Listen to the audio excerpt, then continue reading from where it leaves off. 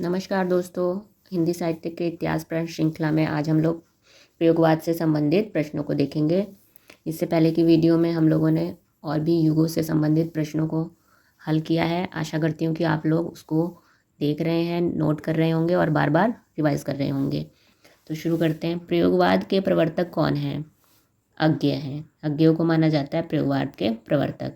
लेकिन प्रयोगवाद शब्द के प्रथम प्रयोक्ता कौन है? नंद दुलारी वाजपेयी ने प्रयोगवाद शब्द का पहली बार प्रयोग किया था, लेकिन प्रवर्तक अज्ञेयों को माना जाता है। तो आप ध्यान दीजिएगा, इस पर कंफ्यूज मत होइएगा। किसने प्रयोगवाद को शैलीगत विद्रोह कहा है? तो ये कहा है डॉक्टर नगेंद्र ने। किसने प्रयोगवाद को कलात्मक अनुभव का क्षण कहा है?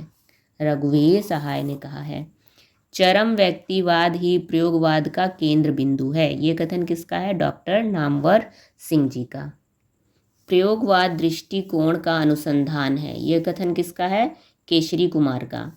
प्रयोगवादी कविता में भावना है, किंतु हर भावना के सामने प्रश्न चिन्ह लगा है, ये पंक्ति है धर्मवीर भारती की। प्रयोगवाद पाश्चात्य साहित्य के प्रतीकवाद का अनुकरण मात्र है, ये कथन है शिवदान सिंह का। किसने प्रयोगवाद को सुशक्तावाद कहा है? तो ये कहा है डॉक्टर गणपति चंद्रगुप्त ने। किसने प्रयोगवाद को काव्य के प्रति अन्वेषी दृष्टिकोण कहा है? तो ये है अज्ञेय जी ने कहा। जिस प्रकार संदेह एक हद के बाद संदेहवाद हो जाता है, उसी प्रकार प्रयोग भी एक हद के बाद प्रयोगवाद हो जाता है, ये कथन डॉक्टर नामवर सिंह जी का है। प्रयोगशील कविता में नए सत्यों, कई यथार्थताओं का जीवित बोध भी है, उन सत्यों के साथ नए रागात्मक संबंध भी, और उनको पाठक या सहृदय तक पहुँचाने यानी साधारणीकरण की शक्ति है, ये कथन है अज्ञेय जी का। घासलेटी साहित्य का प्रवर्तन प्रयोगवाद नाम से किया गया है, ये कथन किसका है? गोविंद त्रिगुणायत जी का है।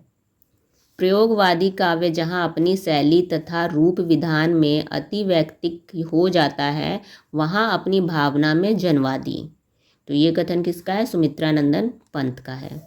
तार सप्तक को अजायब घर किसने कहा है? गणपति चंद्र गुप्त ने कहा है। अजायब घर ऐसी अनोखी विचित्र चीज़ें रखने वाली जगह, उसे कहा जाता है अजायब घर। तो तार सप्तक को गणपति चंद्र गुप्त ने कहा है। जैसा हम जानते हैं कि तार सप्तक की शुरुआत से ही प्रयोगवाद की शुरुआत माना जाता है।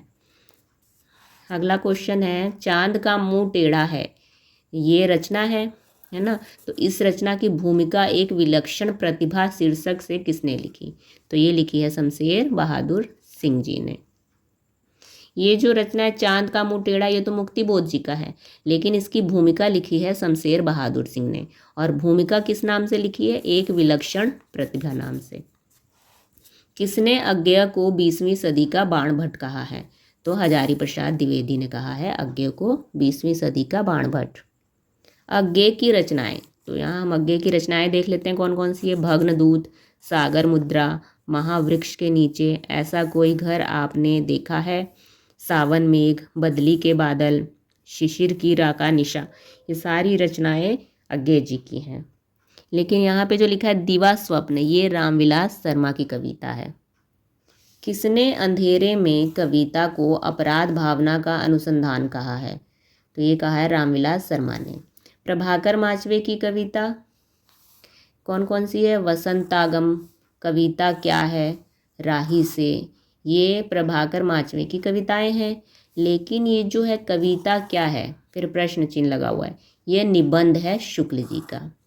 ये इनका है कविता क्या है, प्रभाकर माचवे का भी कविता है, और इनका शुक्ल जी का निबंध है इस नाम से। तो दो नाम एक जैसे हैं, आप इसे ध्यान रखिएगा, शुक्ल जी का निबंध है इस नाम से। गुरुदेव की पुण्य भूमि, ये कविता किसकी है? रामविलास शर्मा की। मानव का हृदय क्षुद्र इस्पात नहीं है, भय से सिहर उठे वह तरु का पात नहीं है, यह पंक्तियां भी किसकी है? रामविलास शर्मा की।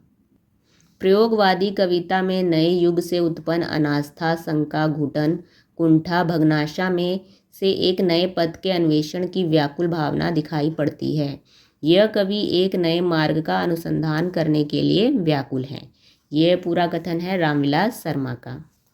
प्रयोगवाद कोरे रूपवाद से अधिक व्यापक प्रवृत्ति तथा विचारधारा का वाहक है। यह कथन किसका है? डॉक्टर नामवर सिंह जी का। मुक्तिबोध कठिन समय के कठिन कवि हैं। उनकी कविताओं का स्थापत्य स्थिर और सुपरिभाषित नहीं है। यह कथन कहा है अशोक वाजपेयी जी ने। किसके लिए? मुक्तिबोध के लिए।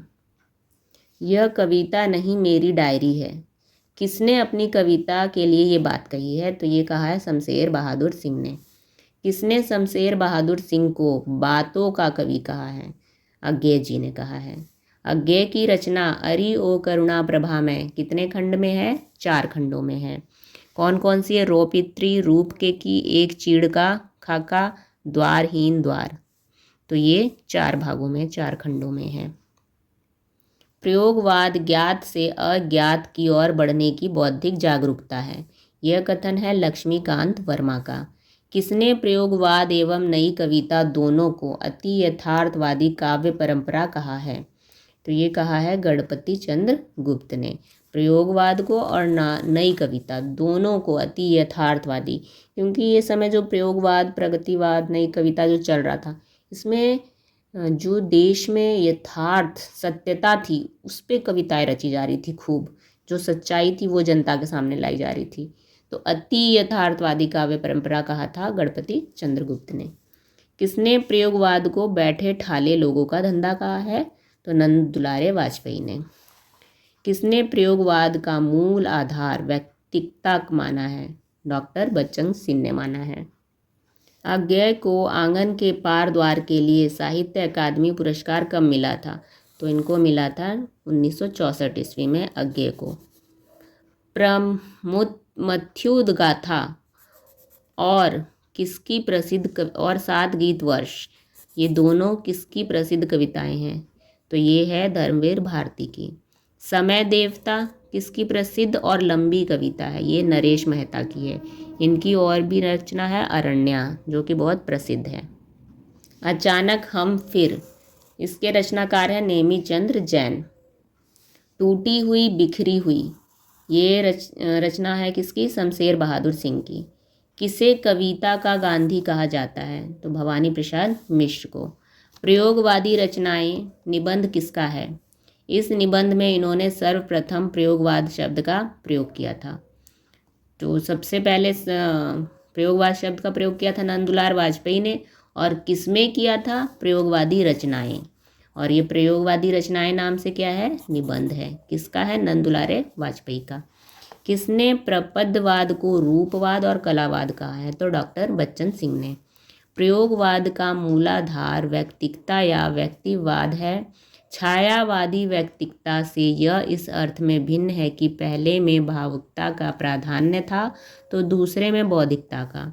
ये कथन है डॉक्टर बच्चन सिंह का।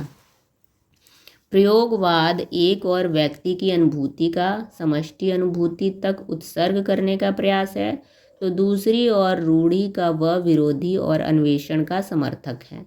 यह कथन है लक्ष्मीकांत वर्मा का। प्रयोगवादी कविता में भावना है, किंतु हर भावना के सामने एक प्रश्न चिन्ह लगा हुआ है।